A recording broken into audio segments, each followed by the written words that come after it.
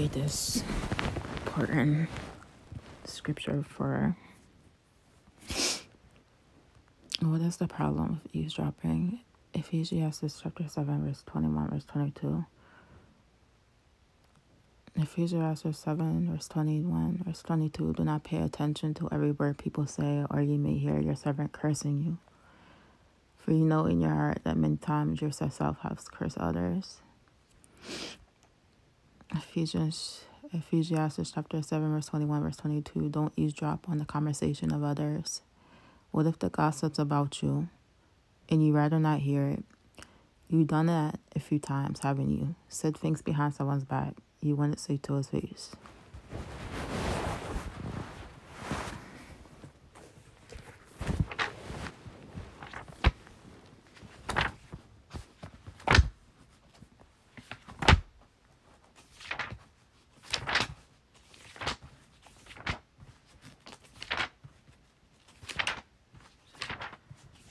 The Bible already prophesies it.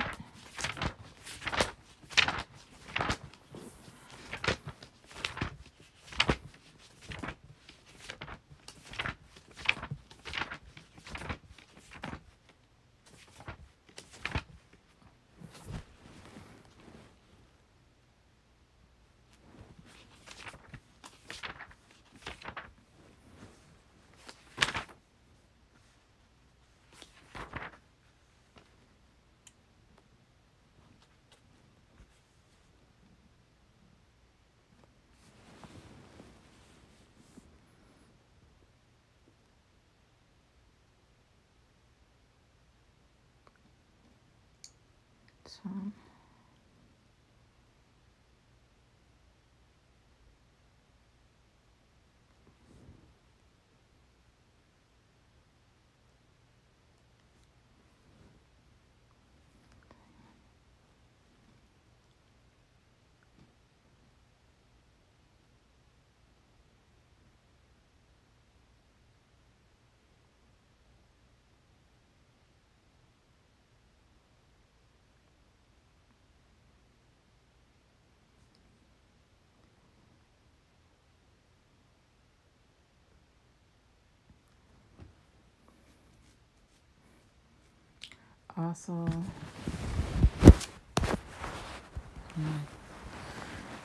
Also, don't take seriously everything that is said, so that you will not hear your servant cursing you. For you also know that you too have cursed others many times. Listeners near here are good themselves. Eavesdropping is secretly listening in a private conversation that you have not been invited to be a part of. Eavesdropping, secretly listening in a private conversation, is a violation of privacy and also a breach of trust. Nothing good was ever learned from eavesdropping, so mind your business and let others mind theirs. Don't take to heart all the people. Don't take to heart all that people say. Eventually, you may hear your servant curse you, and face it, your heart has overheard how often you curse others.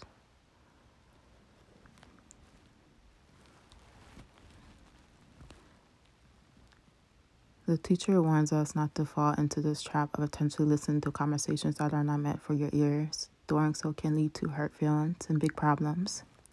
He reminds us that we too have said something unseemly about others in private.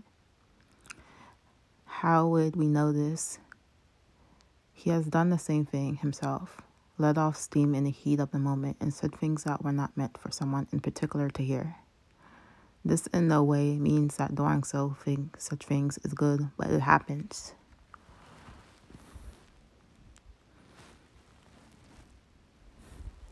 Don't eavesdrop. You may hear your servant cursing you, for you know how often you yourself curse others.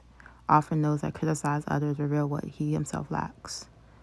What's the problem with eavesdropping? It is a selfish and is irrelevant action, often done with the intention of hearing something good about oneself. It too often backfires. The person eavesdropping can often be scrounging for information that they can use for gossip and slander against another. The Bible has much to say about staying away from gossips and slander. Don't let even rotten words seep out of your mouth. Instead, offer only fresh words that build others up when they need it the most. That way, your good words will communicate grace to those who hear them. Ephesians chapter 4, verse 29.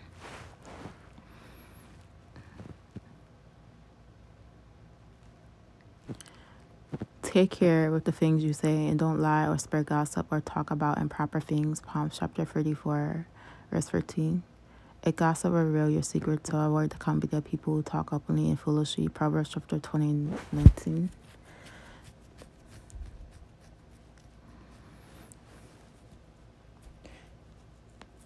I think the gossip is different from venting your problems about if you're talking about somebody, the problems you're having a situation with. That was always my intention.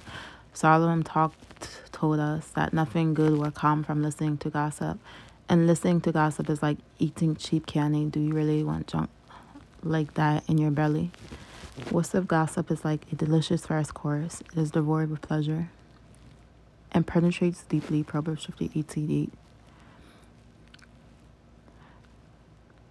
During the World War II, there was a slogan going around: "Loose lips sink their ships." The meaning of this was the unguarded talking about confidential things could have a disastrous effect on the nation as a whole. If you spoke indiscreetly and open about confidential and or sensitive information, someone could very well be listening who could use it against you.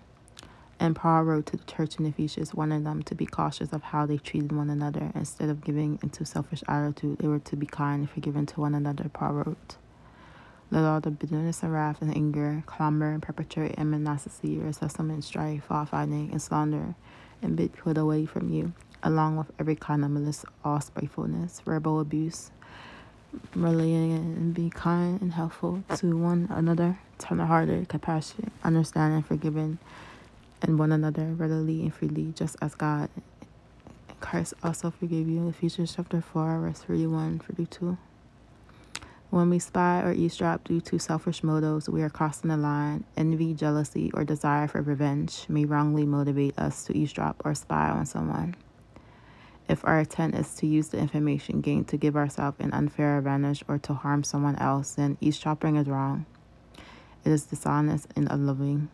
Romans chapter 13:8, Luke chapter 6, verse 41. Christians are to be blameless and innocent, children of God without blemish in the midst of a crooked and twisted generation. Eavesdropping out of nothingness is being sneaky. Sneaky people listen on people's conversations because they're sneaky and have an agenda to them.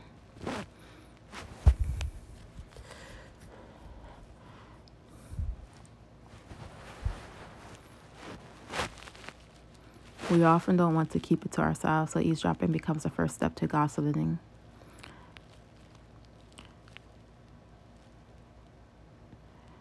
If you want wisdom, stay away from eavesdropping and stay in minding your own affairs, not worrying about people's affairs, like worrying about my affairs. Like, why are you so worried about me? Like, I don't understand how you get so much attention, these people around here.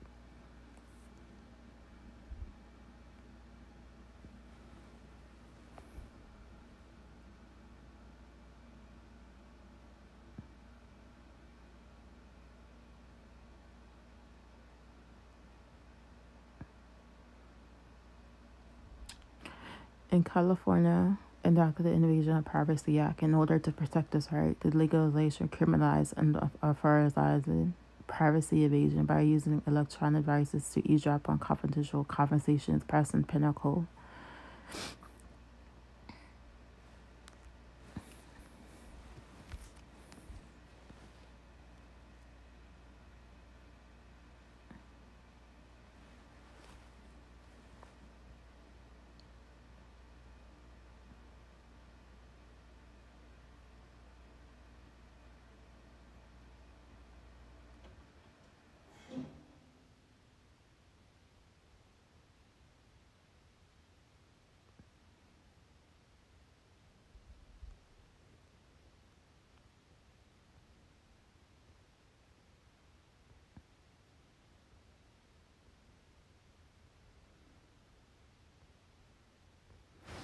That's why I told my caseworker I don't feel comfortable having a meeting there. Go to other place, like outside, to a restaurant.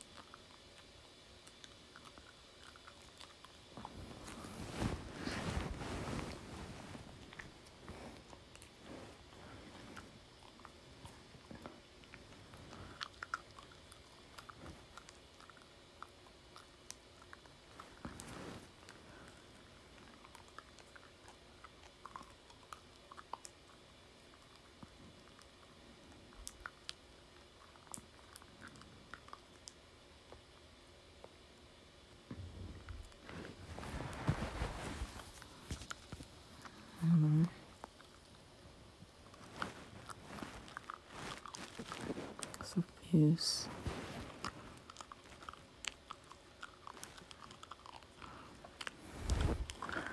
Spying, stalking, invading your personal space or belongings is also abusive because it degrades personal boundaries.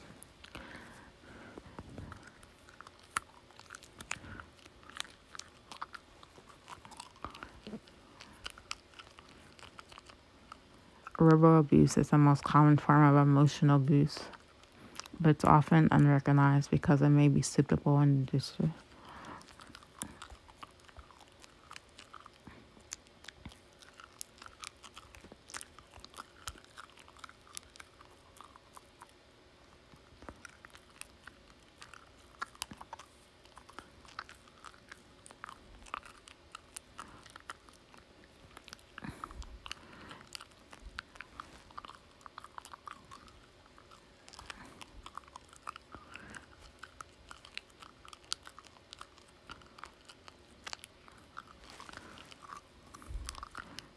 I think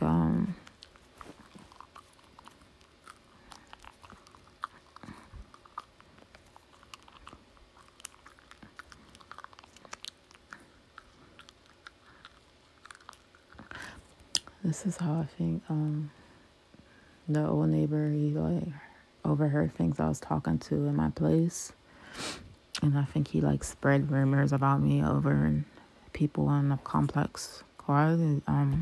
People like staring at me funny, like I don't even know these people.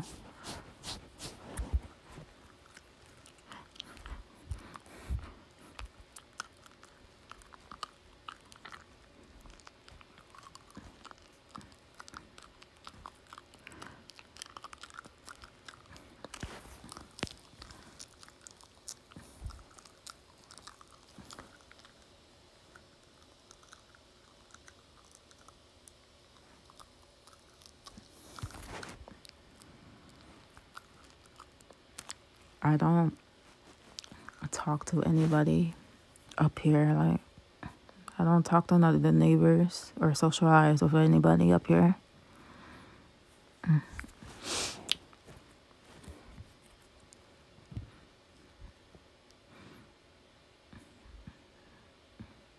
Mostly stick to myself, chill.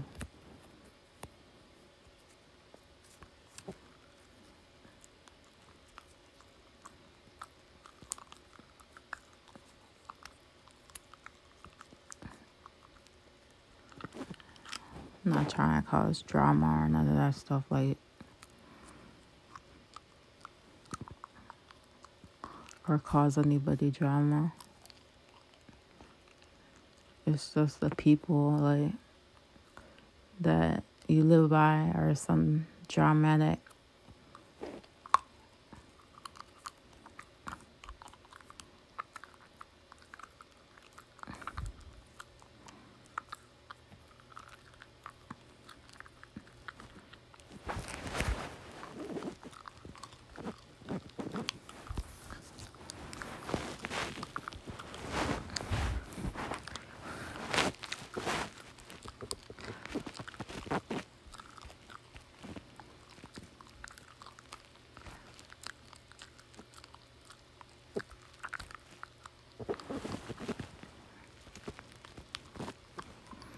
Only thing I'm basically worried about living here is minding my business, reading my Bible, practicing my faith, play music, and not be social for anybody up here. Like, maybe share the gospel, that's it. I don't want to be nobody's friend up here. Like, I don't want to talk to the neighbors.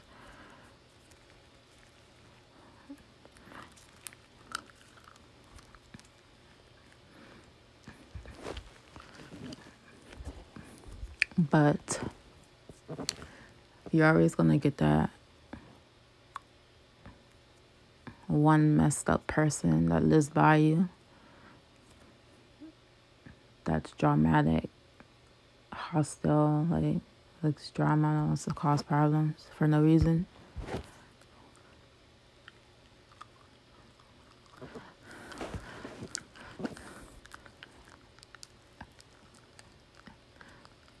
And it depends on how you react to it. How are you going to react to this dramatic person?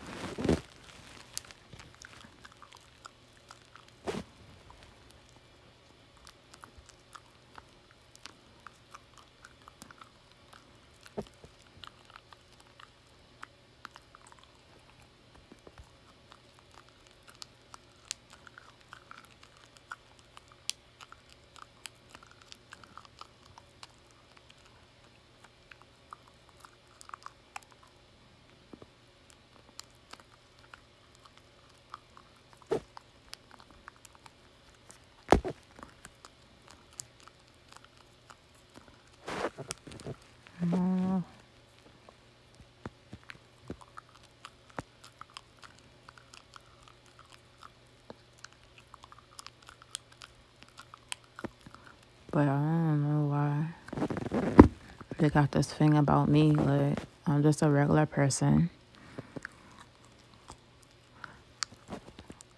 Live in an apartment. Why are you so worried about my life? Am I a celebrity to you? I'm not a celebrity. I'm not famous. I'm just a regular human being trying to obey Christ, and live out my Christian life.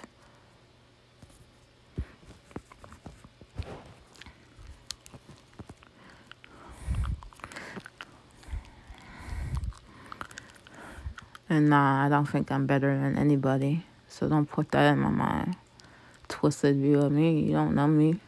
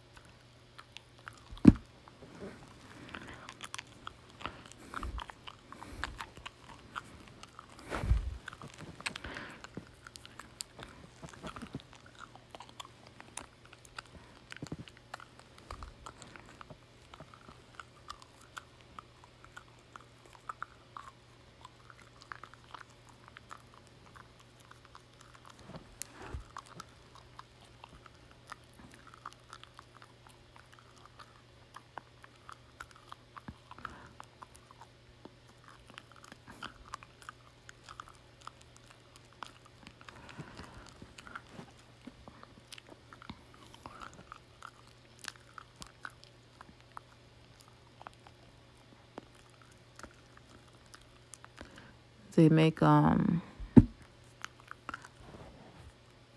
do you call it? If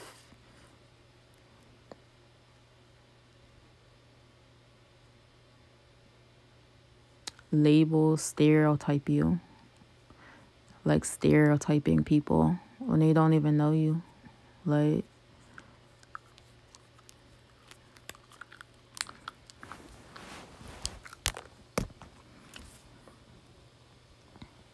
stereotype.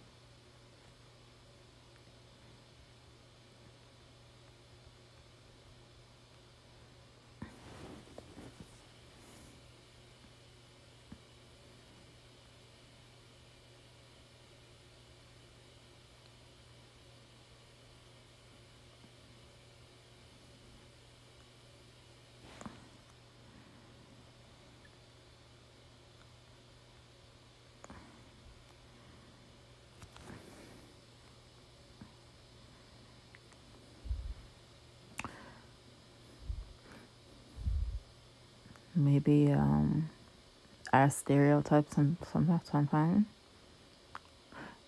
God forgive me if I stereotype. Forgive me for me.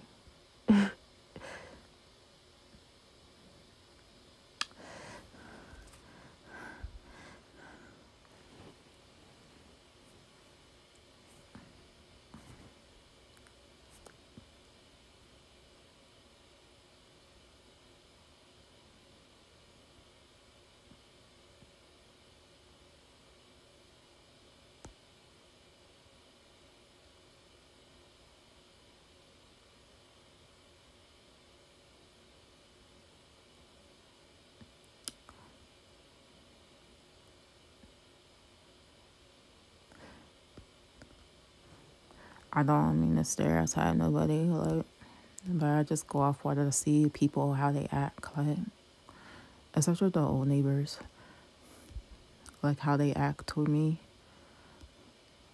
And I don't even know that guy. I never had no conversations with him ever in my life living there.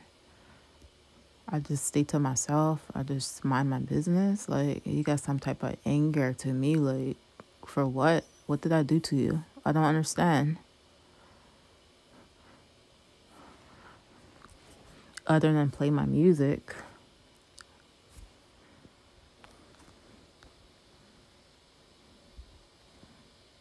So I was guessing my Christianity. That's what I was thinking about. He doesn't like me because of the way I believe I'm a Christian. Like, it doesn't matter, but that was the whole issue. That's what I felt inside me.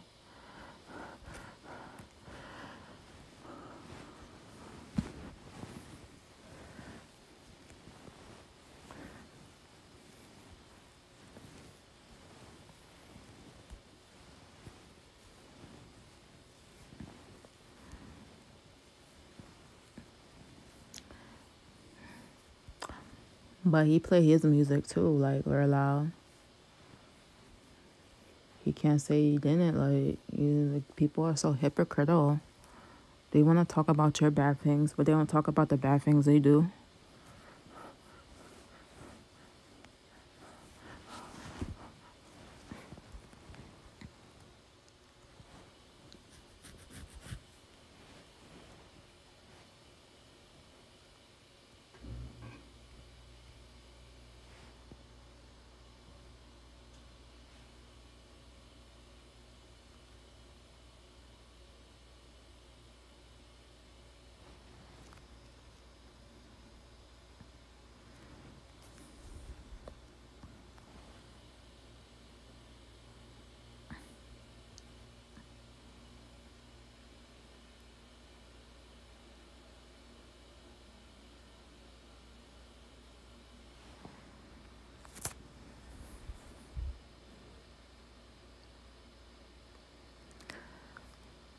So French people, they said, a stereotype is oversimplified, widely held belief about a person or a group of people. Like when they say, like, when somebody doesn't, they label all black people as drug dealers because of their race, and that's not true. Stereotypes are firmly held assumptions based on generalizations, whether true or not, limited interactions with a person or a group, or even hearsay. Some examples of stereotypes are French people are the best lovers, women can't drive, and all Irish people eat potatoes. Some stereotypes sound positive, such as the statement that all Asian people are gifted in academics, or all women are nurturers. However, stereotypes are most often negative and smack of racism and sexism. There is no question that racism and sexism are sinful, as both are motivated by hate or willful ignorance. Believers are called to love, not hate, and to be informed and not ignorant. Sometimes stereotypes contain a grain of truth, which is why they are used and accepted by so many people. The Apostle Paul quoted a pagan poet who stereotypically described the people of Crete.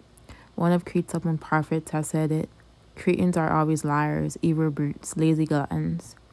The saying is true. Titus chapter 1, verse 12 or 13. Paul was not saying that such a blanket statement is universally applicable to every Cretan.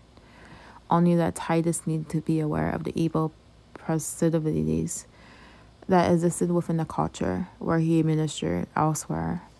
Paul says that the cross of Christ is a stumbling block to Jews and foolishness to Gentiles. Obviously, not every Jew stumbled at the gospel, and not every Gentile saw the message as foolish, or no one would be ever saved. Paul's point was not to establish a stereotype, but to acknowledge the general response that people of different cultures had toward the gospel. And we must understand the culture we are trying to reach in order to effectively evangelize. While even negative stereotyping may have a kernel of truth, there is always danger in making a sweeping judgment about a group of people. Stereotypes are purposely generalizations and often exaggerations, but God created each of us uniquely. No two people are exactly the same, even if they are part of the same gender, race, or culture. A certain group may share a language, skin color, style of dress, or even the same mannerism, habits, or speech patterns, such as the colloquial use of the word y'all. And such similarities lead to stereotypes, but every group is still comprised of individuals with varying character traits and physical features. Stereotyping takes the rich history of an entire culture of a race and boils it down to simplistic and often unfair notions of what individuals are like.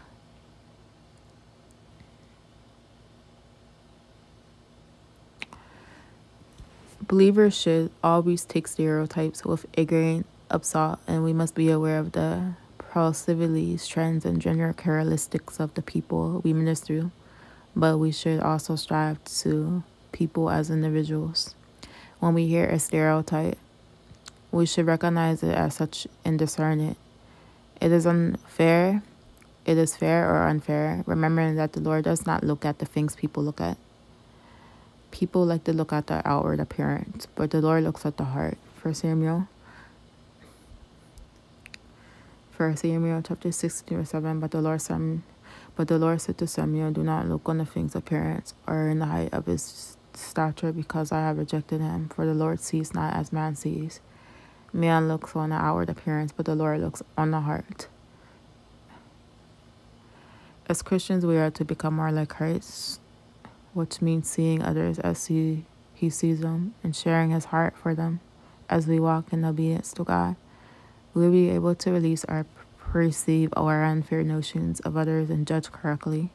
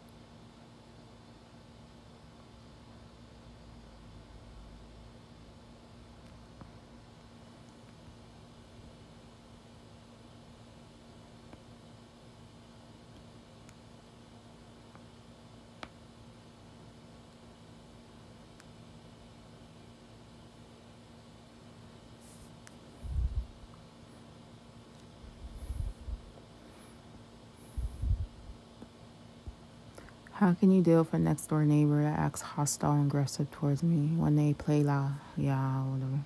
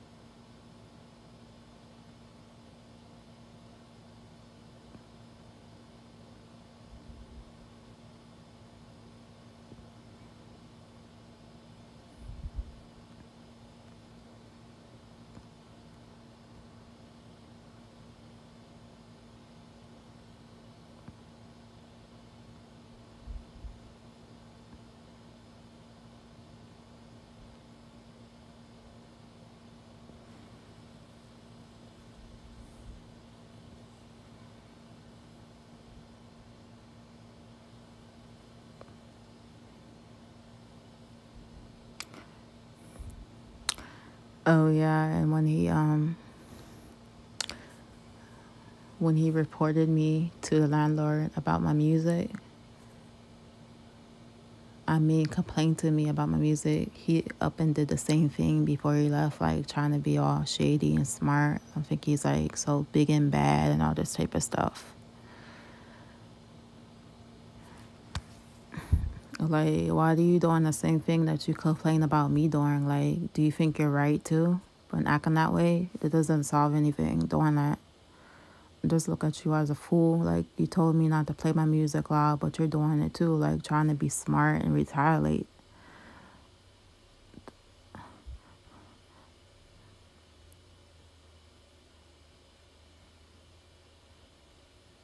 Because he has like this type of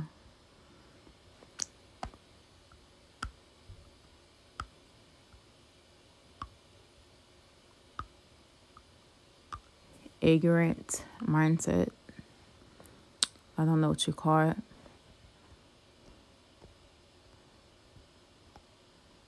Psychological issues, Christian phobe. The real thing is, like, he don't like my Christian music. Like, it's not for anybody. It's not for anybody, my Christian music that I play. It's for me, my enjoyment. You don't like it? Guess what? I don't care.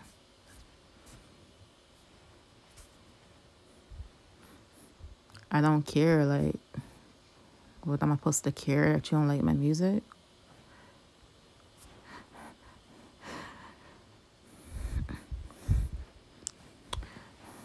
Does it say, okay, I'm not going to play this music because it offends you? I'm so sorry. No, that's not how it goes.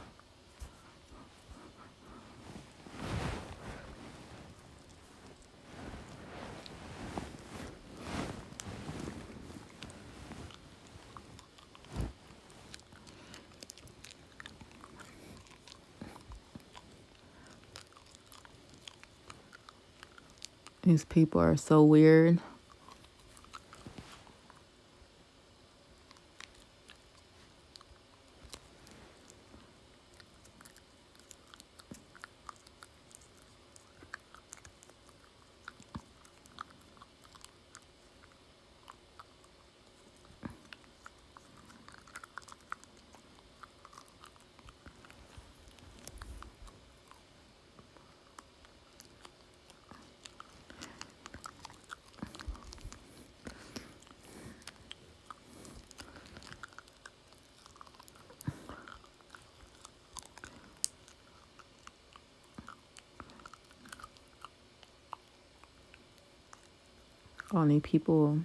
Only a guy that's low level, a low mind, a low values, insecure, that has to pick on a female, and you're with a female.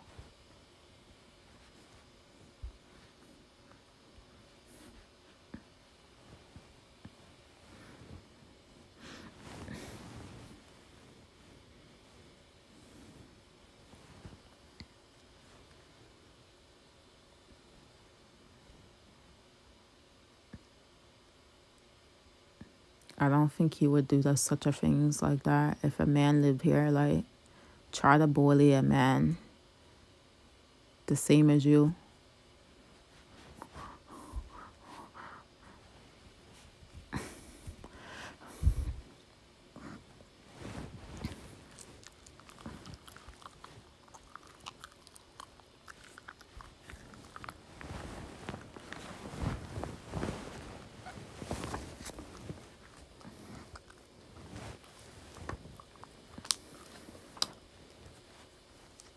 Supposed to be a man.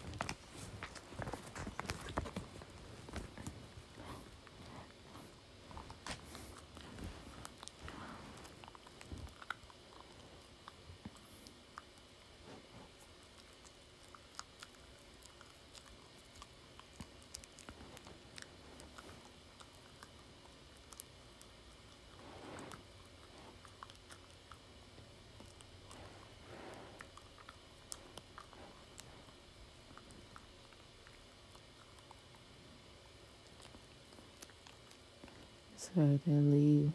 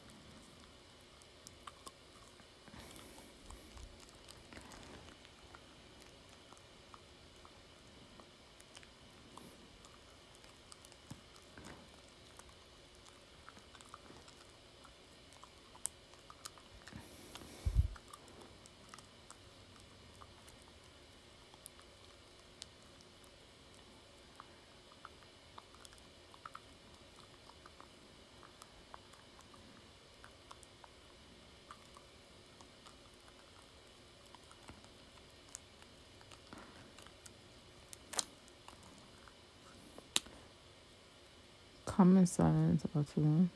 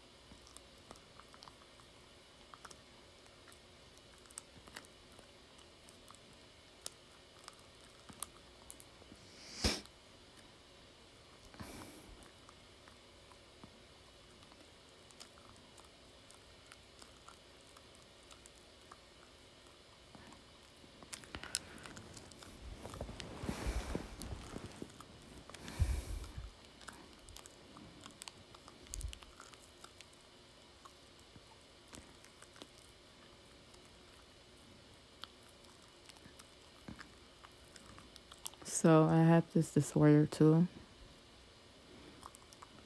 If you want to know why I act the way I do, short attention span.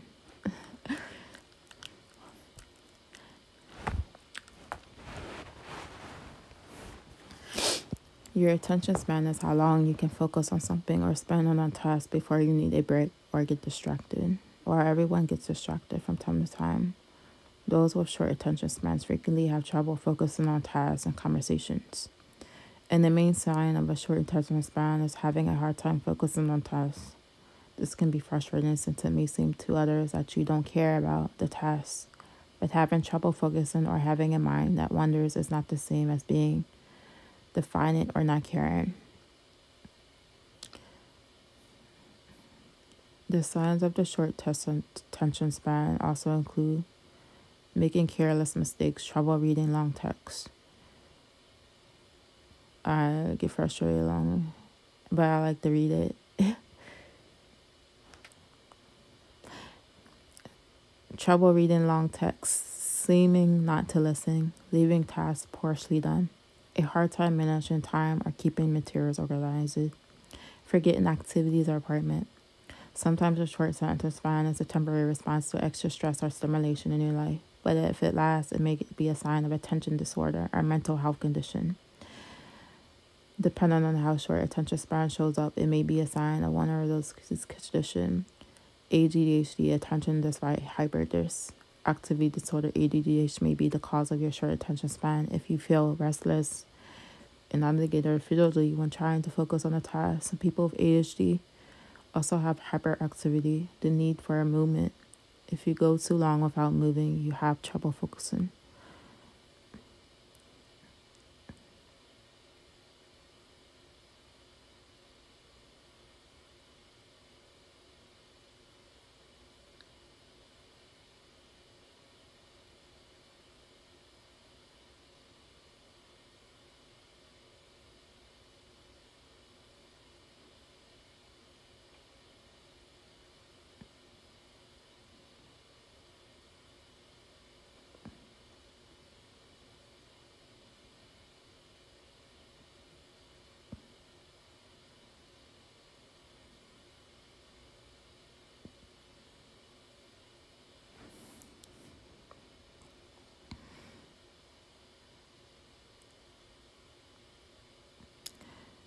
Attention defect hyperactivity disorder makes it harder to focus, pay attention, and sit still.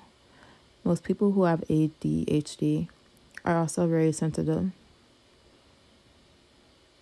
to what other people think or say about them.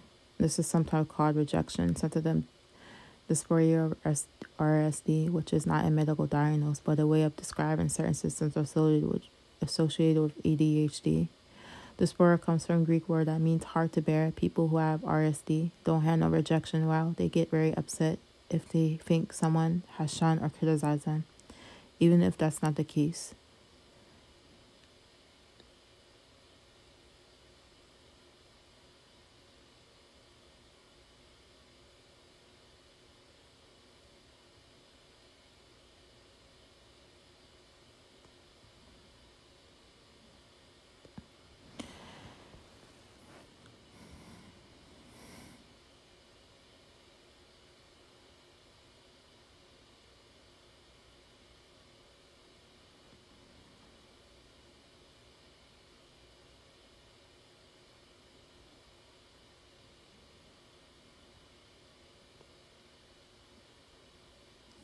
So, PTSD.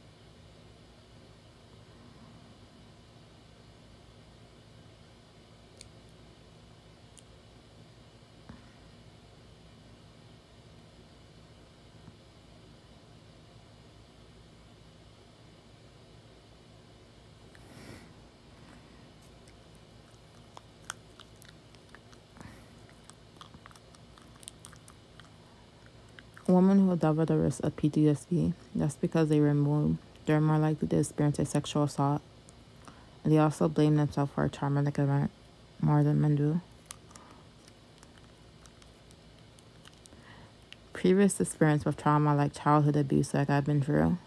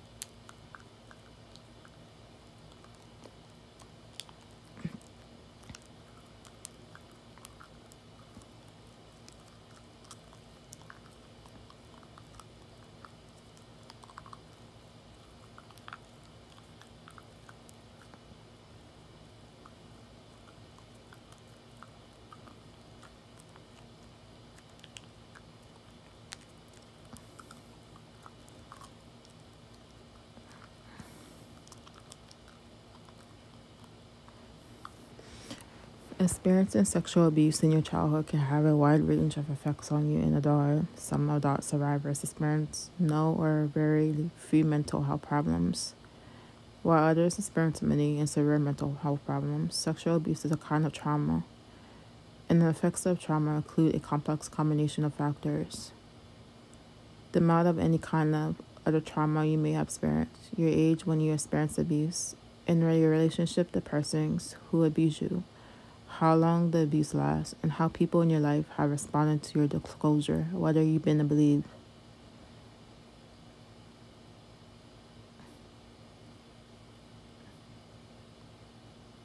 Some of the most common effects you experience may be as follows. Fear your abuser may have sworn you to seriously affecting you and members of your family. They may have told you that if you tell something bad will happen. If you tell something bad will happen, sexual abuse is usually accompanied by correlation, bribery, physical and emotional abuse, and threats. You would have been afraid to tell because of what the consequences might be. A punishment, blame, abandonment, or not being believed.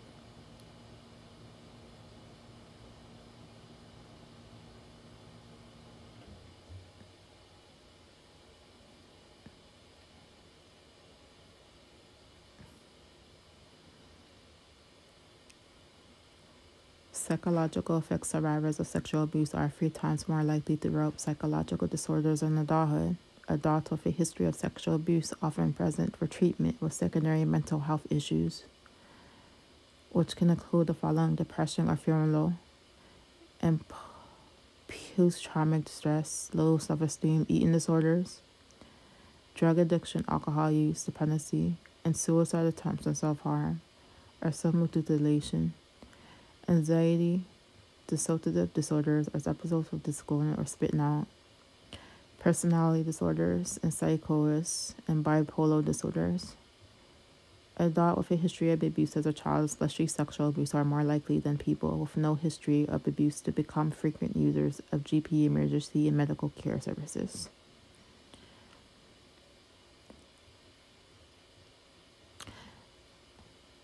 Adults with a history of child sexual abuse are more likely than the general population to experience physical health problems, including diabetes, gastrointestinal problems, and arthritis, headaches, and genealogical problems, stroke, hepatitis, and heart disease.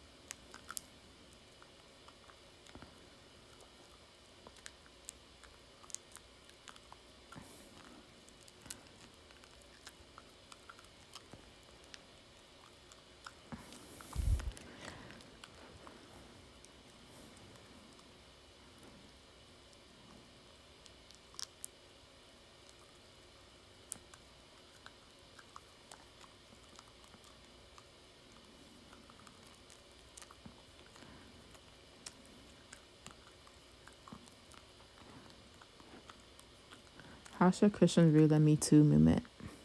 In 2006, civil rights activist Herbert introduced the phrase Me Too as a way to help women who had experienced sexual harassment realize that they were not alone. A decade later, the Me Too movement erupted across cyberspace in response to a tweet posted by actress Lisa Malalino, suggesting that all women who have been victims of sexual assault post those words in her comment section. Within hours, victims flooded the internet with this Me Too post on Twitter and Facebook.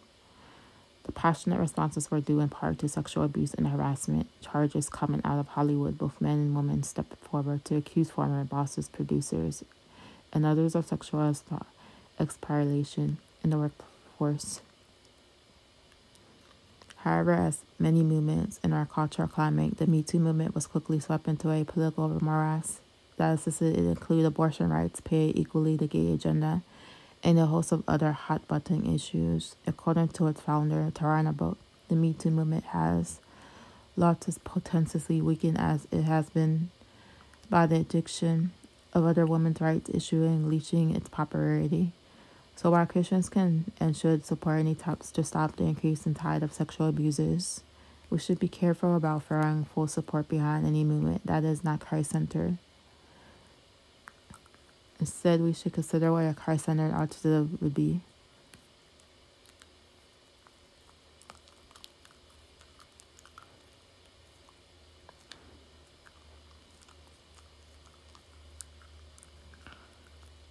First, Christ would never want a victim to suffer while getting help. It is unfortunate that it took a handshake to inspire victims to identify that sexual harassment and assault they experience.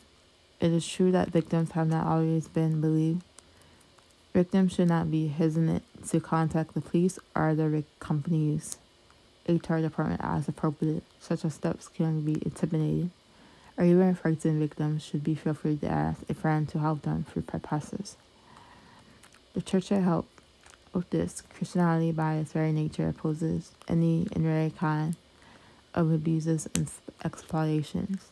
Any form of mistreatment, especially sexual harassment, is in direct contrast to Jesus' command to treat others as would you have treat us.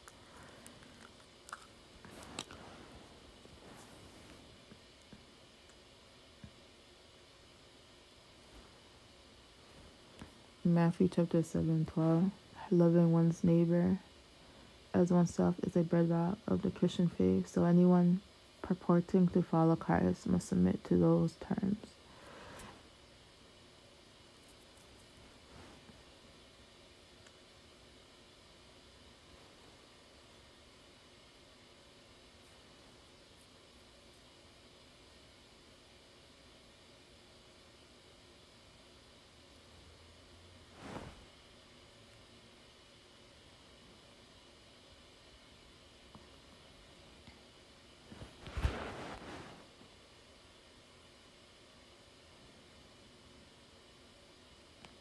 Clearly, any form of sexual intimidation or harassment falls for outside those perpetrators, so Christians can confidently defend and champion anyone who is a victim of either. In Psalms 82:3, God gives his command, defend the weak and the fatherless, uphold the cause of the poor and the oppressed. When someone has been the victim of sexual abuse or assault, Christians should be first on the scene to rescue, comfort, and help them, or to pursue her justice.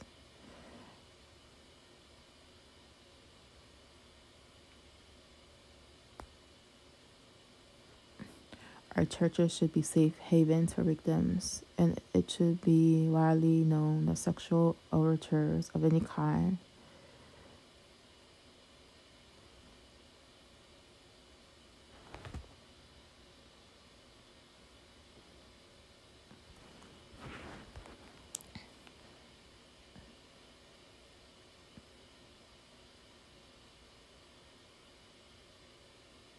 of any level. Unfortunately, the Me Too movement has spread into church too. Victims have recently revealed sexual harassment and assault by several Christian leaders.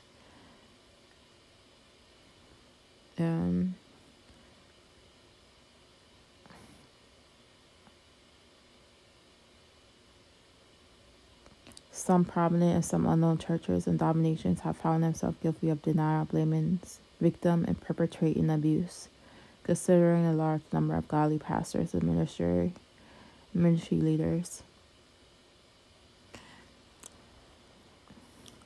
incidents of abuse are rare, but Christians should make an even greater effort to cleanse sexual abuse from churches and ministries and the world at large. The ministry, grace, and believers like Rachel, their honor are working hard to help victims find justice and healing.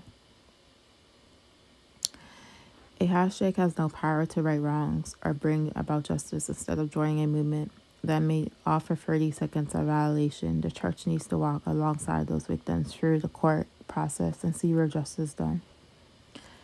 Churches should teach their young people about acceptable levels of touching and why it matters to God, including healthy ways to date or express interest in another person. Not every church has the resources to provide crisis counseling and legal help for those who find themselves victims of sexual harassment.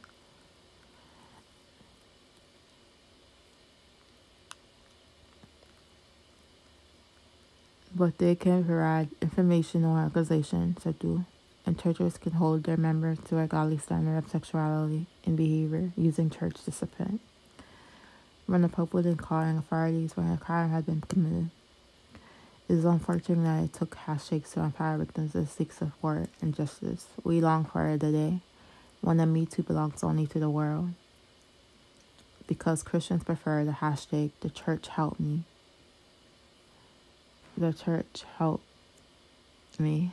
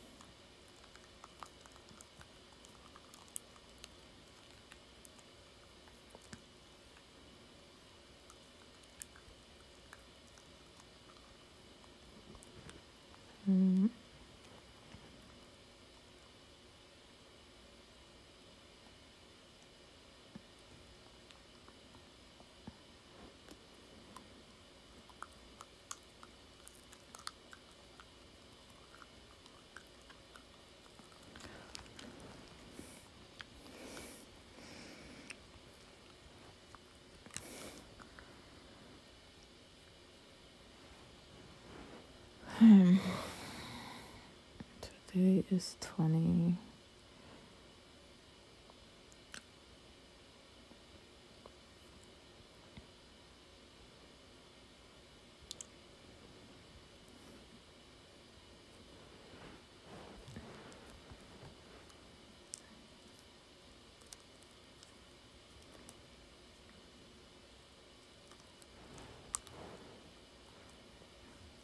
I seriously need to go shopping.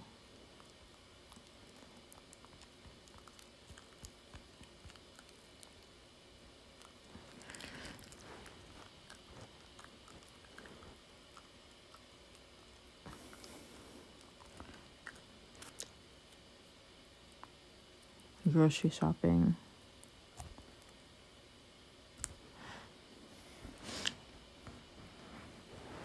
I have no food here.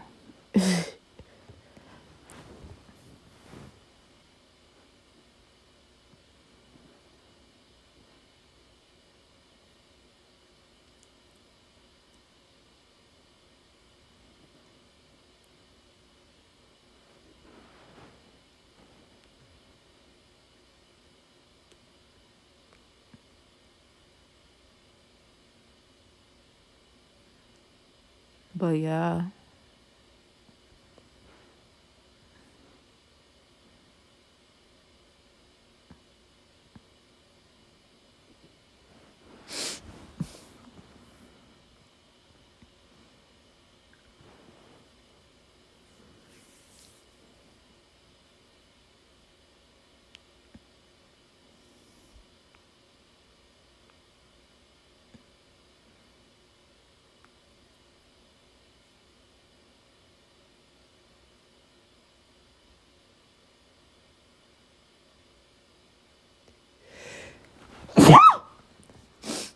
Sorry.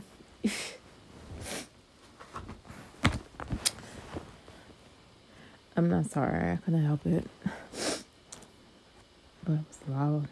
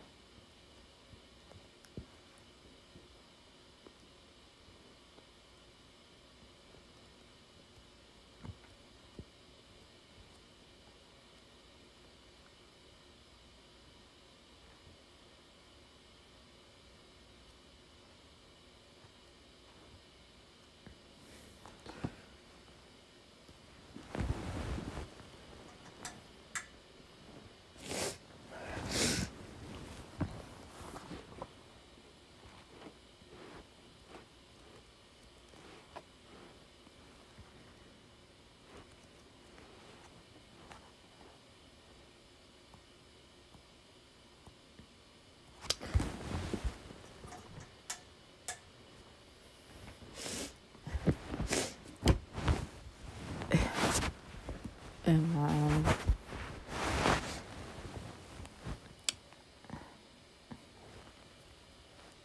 Christ healed me from my past sexual abuse and stuff like that. Even though I have memories of it.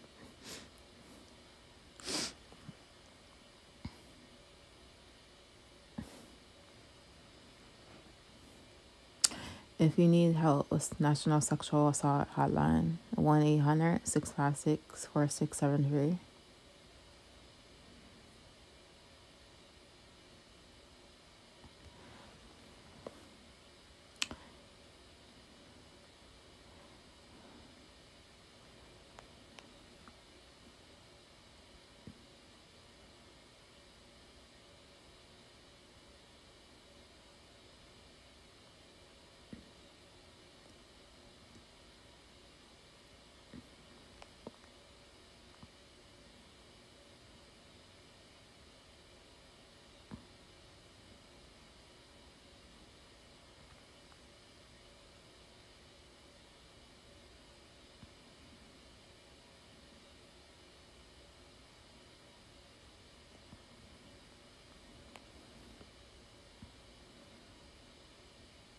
Sexual assault and abuse is any type of sexual activity that you do not agree to, including appropriate touching, vagina, anal, or oral penetration, sexual intercourse that you say no to, rape, attempted rape, child molestation. Sexual assault can be verbal, visual, or anything that forces a person to join unwanted sexual contact or attention. Examples of this are voyeurism, when someone watches private sexual acts; imposition, when someone exposes him or herself in public and says sexual contact between family members; and sexual harassment. It can happen in different situations by a stranger or in an isolated place, on a date, or in home, or by someone you know.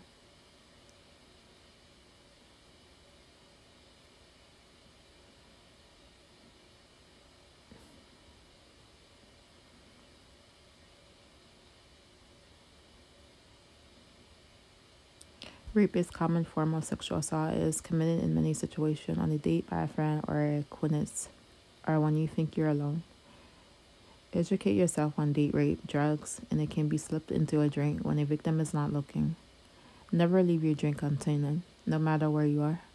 Try to always be aware of your surroundings. And date rape, drugs make a person unable to resist assault, have a memory loss, so the victim doesn't know what happened.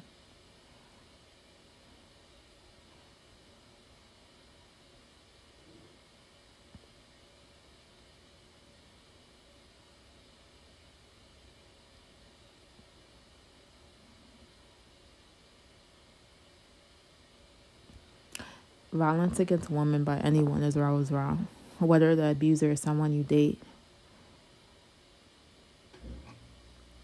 a neighbor, a current or past spouse, boyfriend or girlfriend, a family member, an acquaintance, or a stranger. You are not at fault. You did not cause the abuse to occur. You are not responsible for violent behavior towards you by somebody you don't even know. Like, this person got this type of hatred or anger to you. You don't even know why. Like, so it's really not your fault. Like, even if I was talking to me in my own home, like conversating, and they overheard it, they still shouldn't have been listening to me. Like,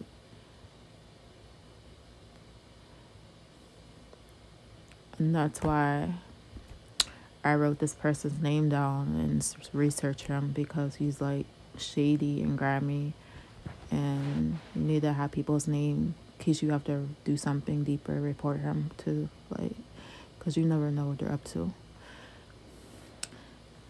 You're not at fault. You did not cause the abuse to occur, and you're not responsible for the violent behavior of someone else. If you or someone know has been sexually assaulted, seek help from other family members and friends or community organizations, and reach out for support or counseling, and talk with a healthcare provider, especially if you have been physically hurt. Learn how to minimize your risk of becoming a victim of sexual assault or sexual abuse before you find yourself in an uncomfortable, hurting situation. And learn how to get help for sexual assault and abuse below. Another important part of getting help is knowing if you are in an abusive relationship. There are clear signs to help you if you are being abused.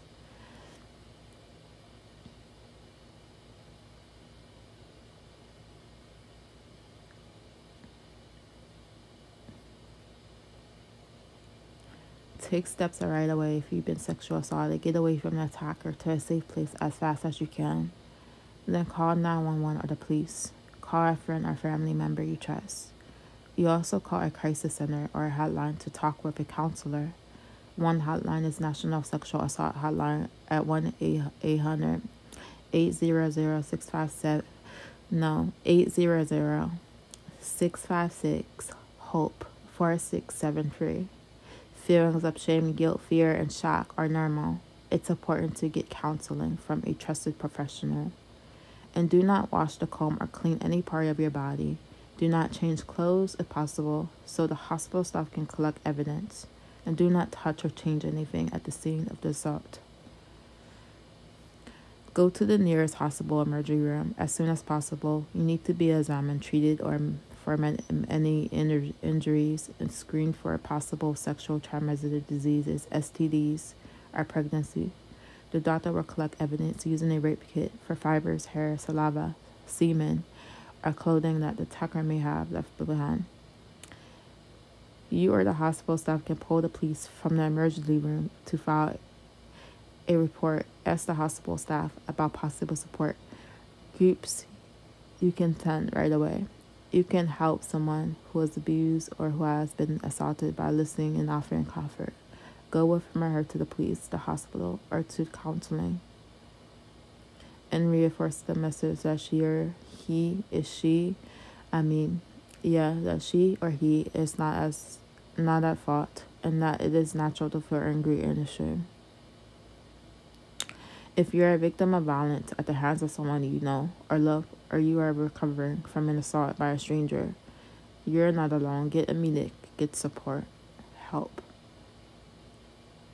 The National Domestic Violence Hotline can be reached 24 hours a day, 7 days a week at 800-800-799 SAFE 7233.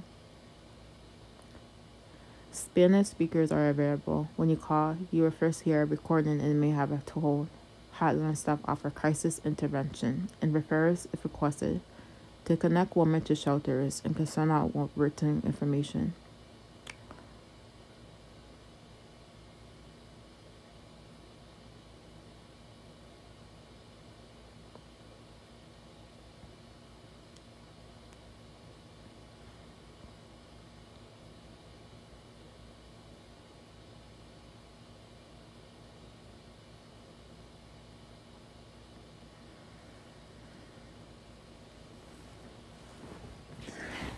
And let's go through the red flags of men.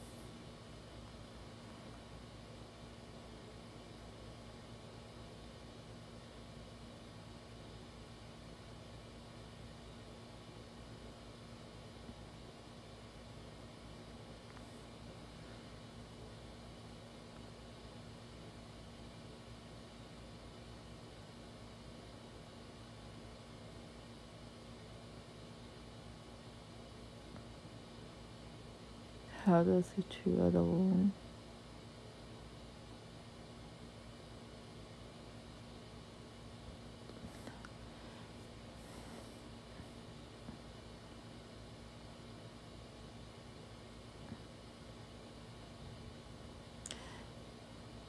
What are the red flags in a relationship? Red flags are warning signs that indicate unhealthy or metapodic behavior. They are always not recognizable at first, which is part of what makes them so dangerous. However, they tend to grow bigger and become more prevalent over time.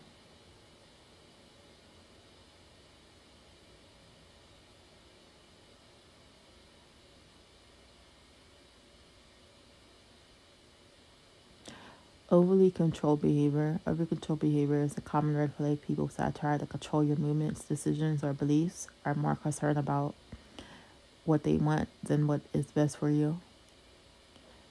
In a healthy relationship, there is compromise and understanding around differences. Not one person controls the other person's actions.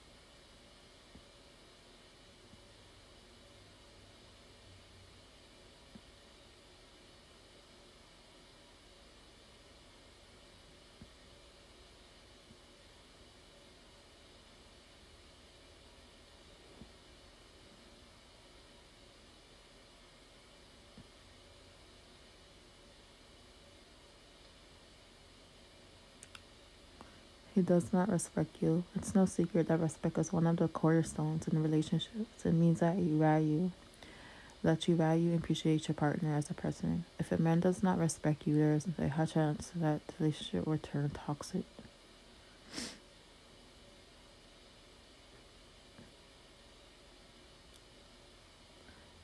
He pressures you. If he repeatedly pressures you to do things you don't want to do, it ultimately means that he does not have your best interests at heart. Because setting healthy boundaries in a relationship is how both partners make sure that they feel comfortable and safe.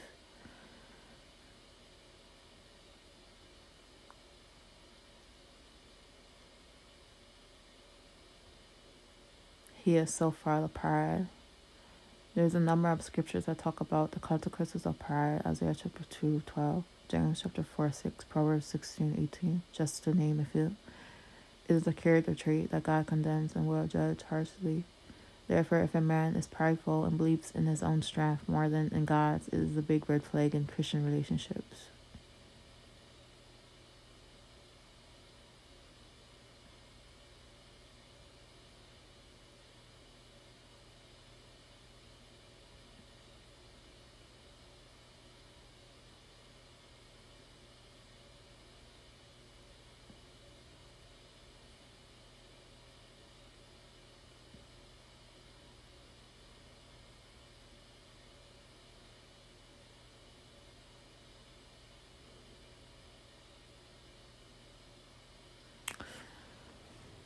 He gets angry quickly.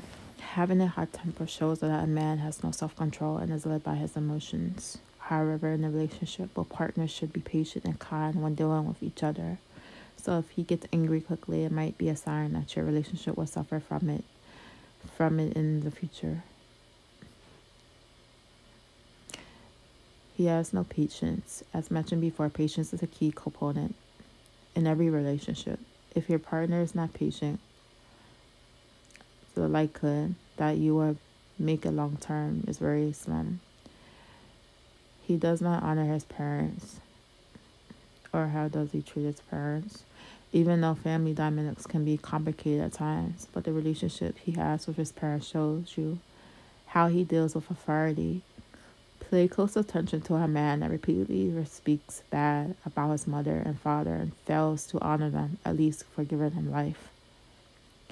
He is manipulative and deceptive. One of the most common deal breakers in Christian dating is a partner that manipulates the other person for his own benefit.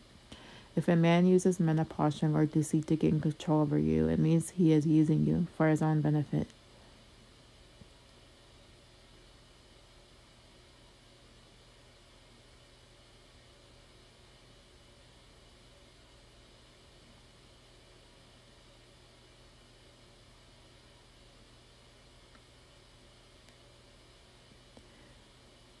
He is very jealous. Unnecessary jealousy can lead to a lot of drama in a relationship. A man who constantly exhibits unhealthy jealousy behaviors might subconsciously harbor feelings of inferiority, and it could be a sign of low self-esteem and eventually become a bigger issue in the relationship if not dealt with immediately.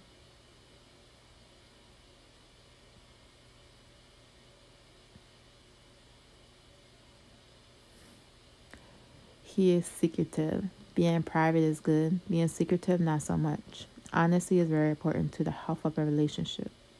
If your partner seems to exclude you from certain areas of your life, you will have a hard time to connect with him on a more intimate level.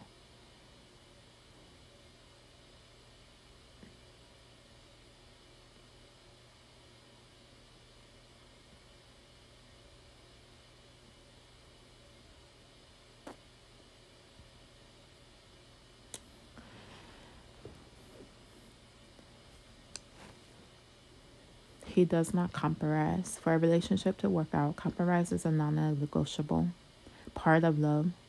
If you find yourself constantly giving in to make him happy, while he never does, and it is an issue.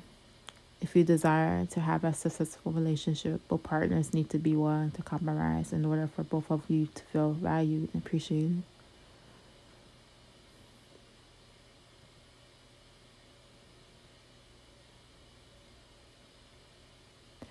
He makes you feel stupid.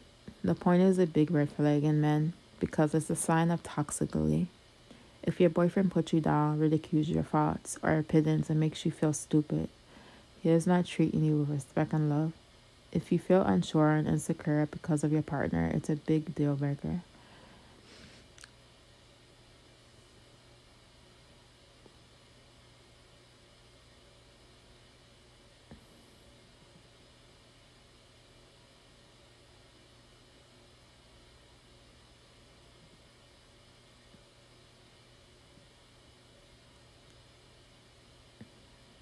His life does not honor God. Bad company corrupts good character, and if his actions repeatedly show you that he does not honor God, then it means that you're unequally yoked, and therefore the relationship is doomed to fail. He is unforgiving. We all know that forgiveness can be really hard, but it's so critical in a relationship because the truth is very couples faces challenges at times. Therefore, both partners need to be willing to look beyond the offenses at times and forgive their loved ones.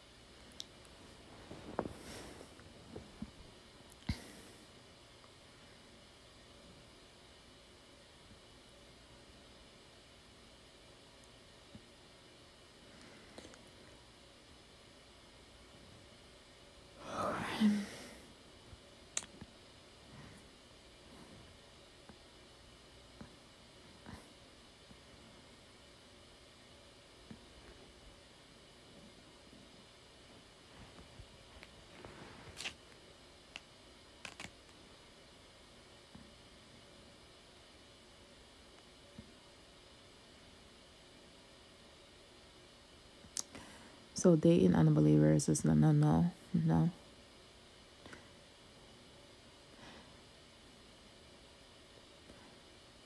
You want to date somebody, say a Muslim guy. There's really attractive guys in Arab countries, attractiveness, but they're mostly Muslims.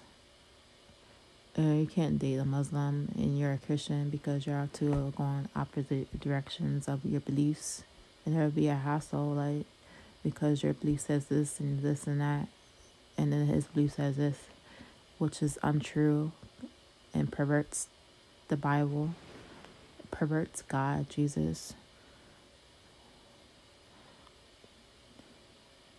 And it's not being loyal to Jesus, dating somebody that's not truly a believer like you.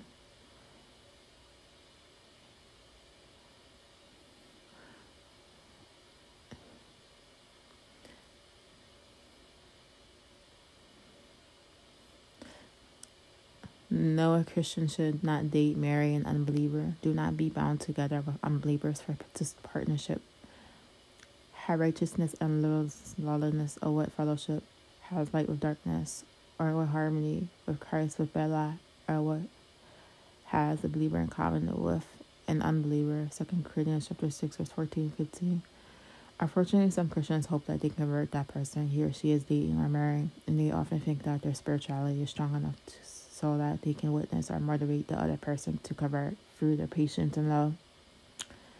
Why do they think this? 3 reasons. They love the person and are emotionally blinded, and they are naive, or they do not know God's word. And this may sound harsh, but something as serious as marrying an unbeliever needs to be dealt with properly and to the point. We are not to compromise the will of God and endanger our spiritual well-being. All we need to do is look at the Old Testament to see why God says not to marry unbelievers. And this is what God said to the Israelites: when the Lord your God shall bring you into the land where you are entering to possess it, and shall clear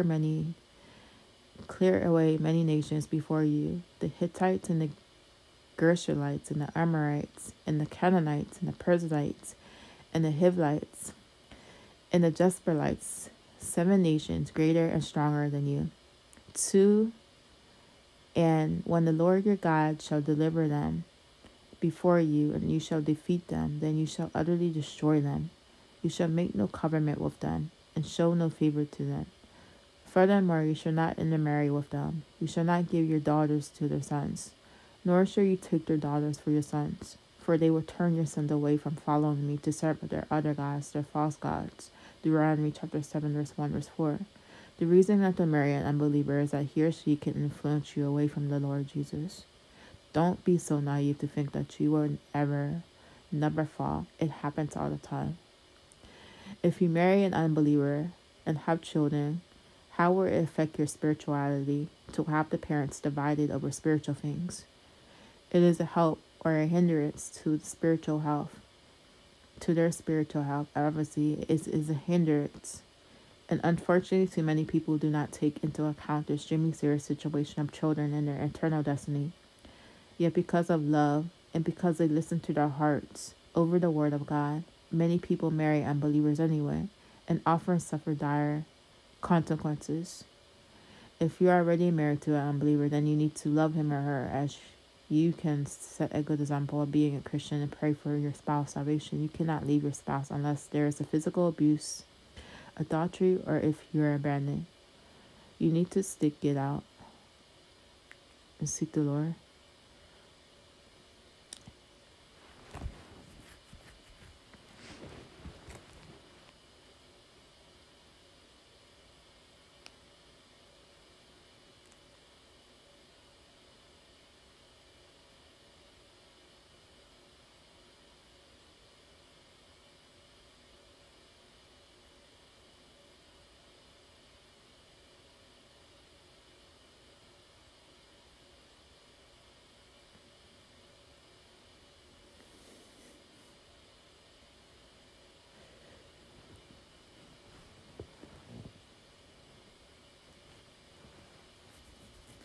I'm done. Ready to go. Bye. Really did prayer. I would say that's silent prayer.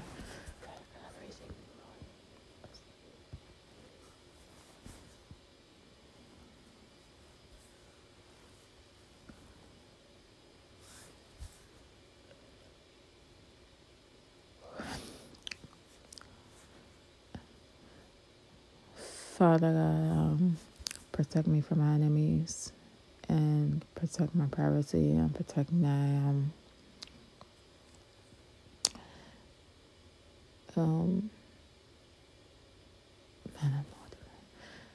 protect my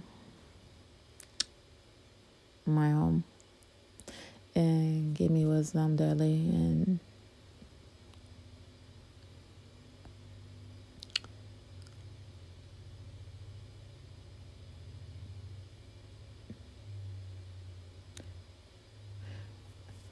I pray I get to go to see other countries and help other people, help the homeless as I come deeper in your knowledge and teach me more deeper on your Bible and